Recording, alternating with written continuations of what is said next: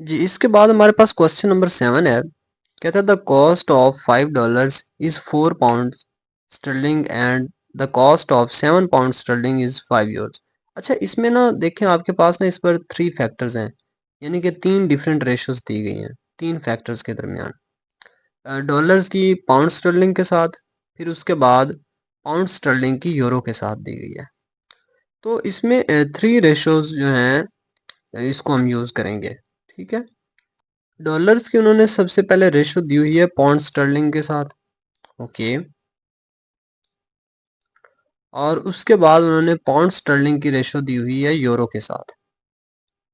ठीक है, वो कहता है सबसे पहले आपके पास $5 की जो $5 अगर होंगे तो 4 स्टर्लिंग आप उससे खरीद सकते हैं, यानी कि 5 से आप 4 पाउंड खरीद सकते हैं।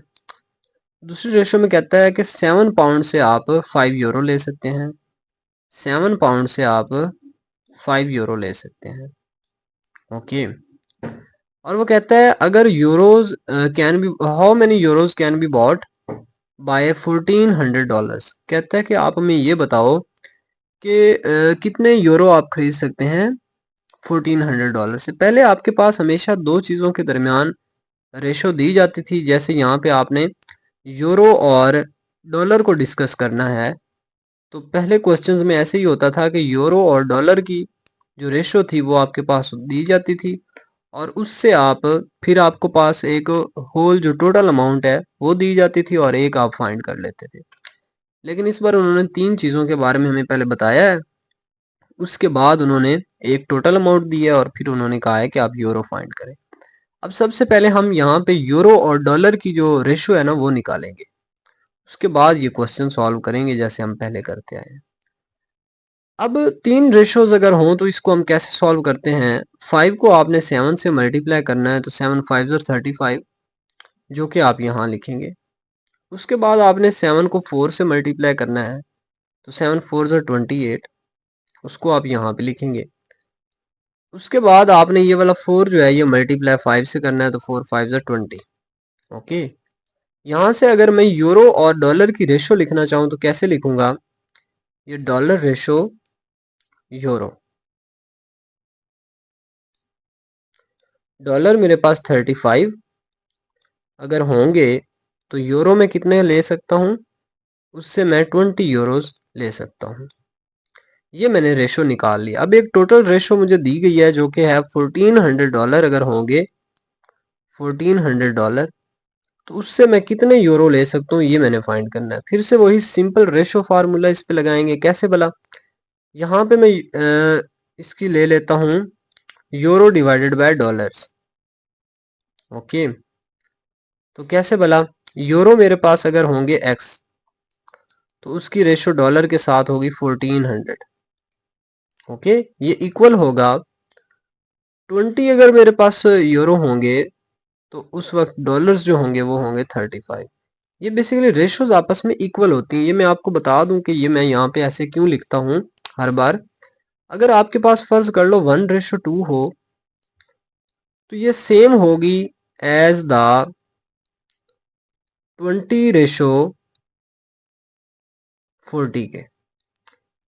ओके, तो यहाँ पे अगर 1:2 है, यानी कि यूरो अगर 1 है तो डॉलर 2 है, और इसी तरीके से अगर देखा जाए अगर यूरो 20 होंगे तो फिर डॉलर कितने होंगे, 40 होंगे। तो ये वही कंसेप्ट है कि जैसे यहाँ पे देखें तो अगर $35 हैं तो उससे यूरो 20 है, अगर $1400 होंगे तो उससे यूरो कितने होंगे। ये इसको मैं लिख सकता हूँ 1/2 और इसको मैं लिख सकता हूँ 20/40। लेकिन ये दोनों आपस में इक्वल हैं क्योंकि देखें ना यहाँ पे 21 20, 22 40। तो इस वजह से हम इन दोनों को ऊपर वाली और नीचे वाली ये दोनों वैल्यूज जो होती हैं इनको आपस में इक्वल लिख सकते हैं। ओके, बहरहाल ये 1400 जो इधर डिवाइड हो रहा है दूसरी साइड पे जाके मल्टीप्लाई हो जाएगा, यानी कि ये आपके पास 20 डिवाइड बाय 35 मल्टीप्लाई बाय 1400 हो जाएगा। और इसको जब आप कैंसिल आउट करेंगे तो आपके पास एक एक्स का आंसर आएगा जो कि x इज इक्वल टू 800 आ जाएगा। और यही बेसिकली वो आपके पास वैल्यू है जो कि आप लोगों ने फाइंड करनी थी। यानी कि अगर आपके पास $1400 होंगे तो आप उससे 800 यूरो जो है वो ले सकते हैं। ओके, इसके बाद क्वेश्चन नंबर हम 8 की तरफ चलते हैं। एट अ फैक्ट्री, एक फैक्ट्री के अंदर 3 out of every 1000 parts produced are defective. कहता है कि एक फैक्ट्री है, उसके अंदर अगर 1000 जो पार्ट है ना वो तैयार किया जाए तो उसमें से जो 3 पार्ट होते हैं ना वो खराब आते हैं, डिफेक्टिव आते हैं। यानी कि यहाँ पे आपके पास डिफेक्टिव की जो आपके पास रेशो है वो दी जा रही है पार्ट्स के साथ, या टोटल पार्ट्स के साथ कह सकते हो, टोटल या पार्ट्स। ओके, अगर डिफेक्टिव आपके पास 3 हो तो उस वक्त कितने पार्ट्स होंगे? 1000। यानी कि 1000 में से आपके पास 3 पार्ट्स जो होंगे वो डिफेक्टिव होते हैं। ओके, कहते हैं in a day the factory can produce 25,000 parts. कहता है कि वो जो फैक्ट्री है वो 25,000 पार्ट्स बनाती है, तो आप हमें बताएं कि उसमें डिफेक्टिव पार्ट्स कितने होंगे। अच्छा, भला कैसे करके? यहाँ पे देखें अगर तो हमारे पास यहाँ पे हम डिफेक्टिव ओवर पार्ट्स की रेशो लगाते हैं। डिफेक्टिव अगर x हैं यानी कि हमने फाइंड करने हैं, तो उस वक्त जो पार्ट्स होंगे वो टोटल कितने होंगे? 25,000। और ये इक्वल आ जाएगी रेशो किसके? 3/1000 के। ओके, ये 25,000 दूसरी साइड पे आके मल्टीप्लाई हो जाएगा, यानी कि x is equal to 3 divide by 1000 और मल्टीप्लाई हो जाना था 25,000 से। अच्छा, ये 30 से 30 कैंसिल, बाकी 25 मल्टीप्लाई बाय 3 आएगा, तो x इज इक्वल टू 75। और यहाँ से हमें ये पता चला कि अगर आपके पास 25,000 पार्ट्स बनेंगे तो उसमें से 75 पार्ट्स जो होंगे वो डिफेक्टिव होंगे, और ये ऑप्शन नंबर बी इसका राइट आंसर है। नीचे वाला question, if p ratio Q is 3/4, यानी कि यहाँ पे आपके पास p और q की रेशो बताई गई है जो कि 3/4 है। Okay, and q ratio r, और q की जो r के साथ रेशो है वो बताई गई है जो कि 8/9 है। ये यहाँ पे हम लिखते होते हैं 8/9। कहते हैं then p ratio r find करें। हमने बेसिकली p और r की रेशो फाइंड करनी है। देखिए यहाँ पे इसको हम कैसे सॉल्व करेंगे? 3 को जब 8 से हम पहले मल्टीप्लाई करवाएंगे। ओके, 3 को 8 से मल्टीप्लाई करवाएंगे तो 24 रेशो 8 4 ज़ा 32 रेशो 9 4 ज़ा 36। अब हमने इसमें से रेशो ले लेनी है p और r की। p की रेशो हमारे पास है 24 और जो r है उसकी हमारे पास रेशो है 36। लेकिन ये आपके पास जब भी आप लोग रेशो फाइंड करने लगे तो उसमें आपने उसको सिंपलेस्ट फॉर्म में लिखना होता है। तो इसकी हम सिंपलेस्ट फॉर्म लेके आने की कोशिश करेंगे। वो लोग कैसे? इसको हम सबसे पहले डिवाइड करेंगे, कैंसिल करके लेके आएंगे आंसर इसका। देखिए 12 2 ज़र 24 होता है और 12 3 ज़र 36 होता है। जी, नेक्स्ट हमारे पास क्वेश्चन है, question number 10, the difference between two positive numbers. हमारे पास कोई दो पॉजिटिव नंबर हैं, एक को मैं x कह देता हूँ, एक को मैं y कह देता हूँ, हमें क्योंकि नहीं पता कि वो कौन कौन से हैं इसलिए, और उन दोनों का डिफरेंस जो है ना वो 10 आ रहा है। ओके, कहते हैं and the ratio between them is 5/3, और इन दोनों के दरमियान जो रेशियो है यानी कि x/y अगर लूंगा तो ये बेसिकली जो रेशियो बनेगी वे ये मेरे पास होगी 5/3। अगर मैं इसको थोड़ा सा चेंज करके लिखूं तो ऐसे लिख सकता हूँ x divided by y is equal to 5/3। ये बेसिकली अगर आपके पास एक इक्वेशन दी हुई है तो दूसरी भी इक्वेशन होगी, तो इस वजह से मैंने इसको इस रेशो को एक फ्रैक्शन की फॉर्म में लिखते हुए एक इक्वेशन बना ली है। ठीक है, तो इस तरह के जो क्वेश्चंस होंगे उनको आपने ऐसे करके डील करना है। कहता है find the product of two numbers, वो वाले जो टू नंबर्स जिनका भी हमें नहीं पता x और y, इन दोनों का वो कहता है प्रोडक्ट फाइंड करें। ठीक है, यानी कि इन दोनों को आप मल्टीप्लाई करवा के जो आंसर आता है वो हमें बताएं। अब देखें हमें तो कहा गया है कि इन दोनों का प्रोडक्ट फाइंड करें, जबकि हमें तो ये दो नंबर ही नहीं पता। तो सबसे पहले तो हम x और y की वैल्यू निकालेंगे।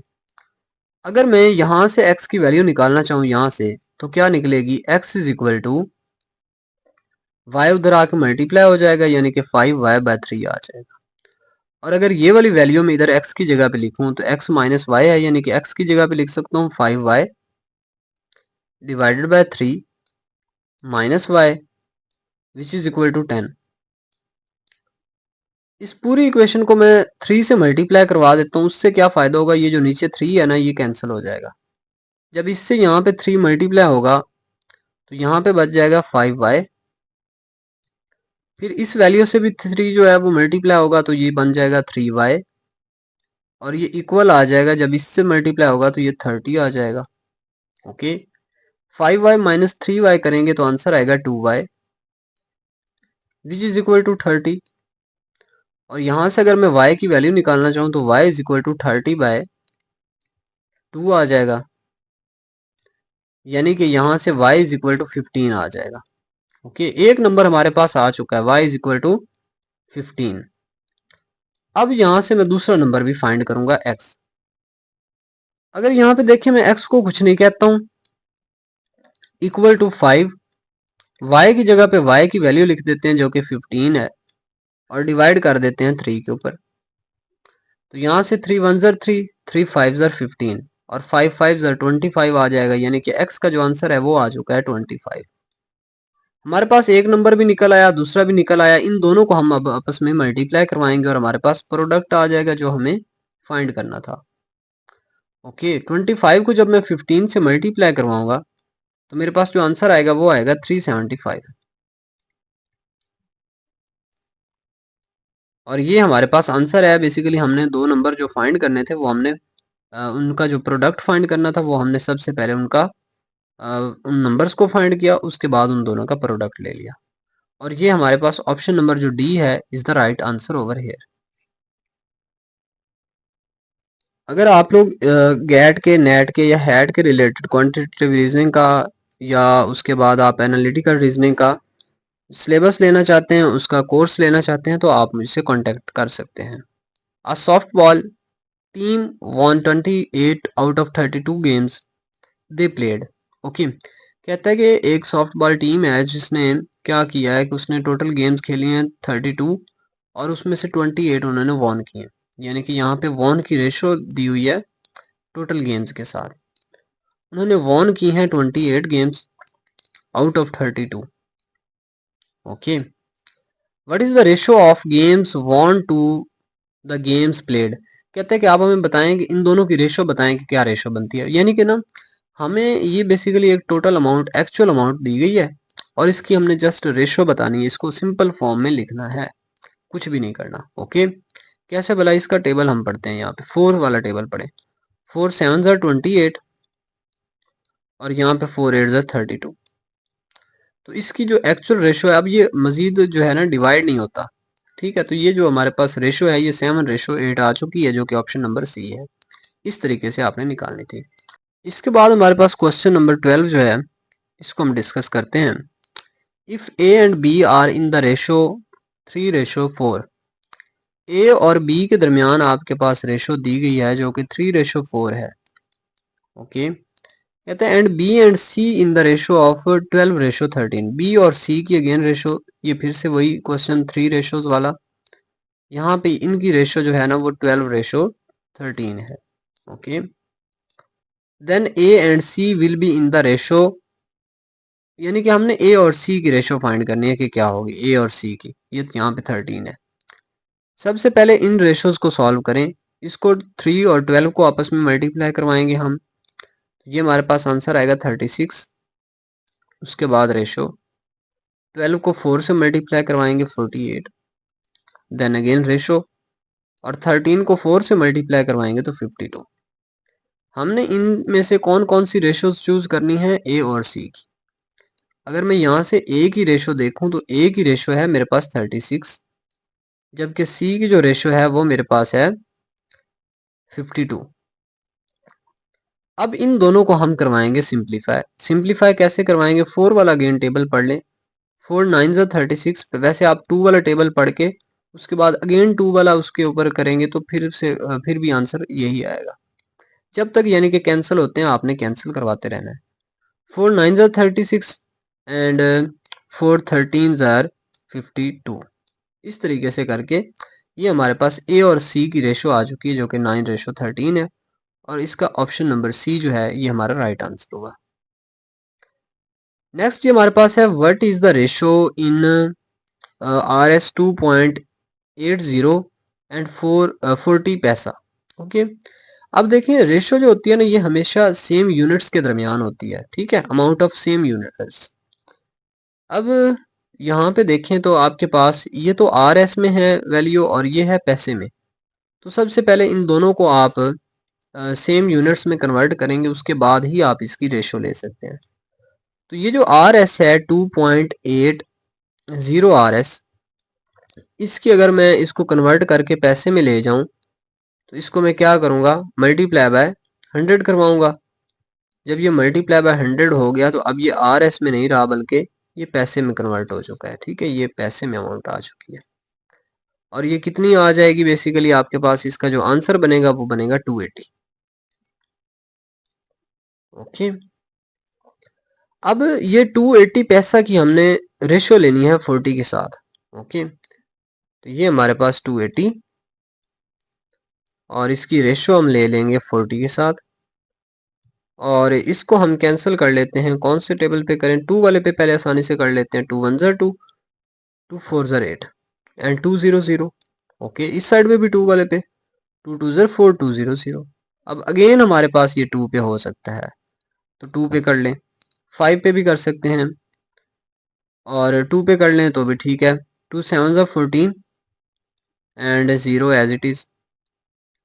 ओके, और यहाँ पे देखें तो 2 10 20। ये मैं आपकी आसानी के लिए वैसे इस तरीके से कर रहा हूँ, स्टेप बाय स्टेप लेके चल रहा हूँ। अब आप इसको यहाँ से वाज़े पता चल रहा है 10 के ऊपर भी आप इसको कर सकते हैं। 10 7 70 और 10 1 10। तो इस तरीके से हमारे पास जो सिंपलेस्ट फॉर्म आ चुकी है वो है 7:1, और यही हमारा आंसर है जो कि ऑप्शन नंबर बी में दिया गया है।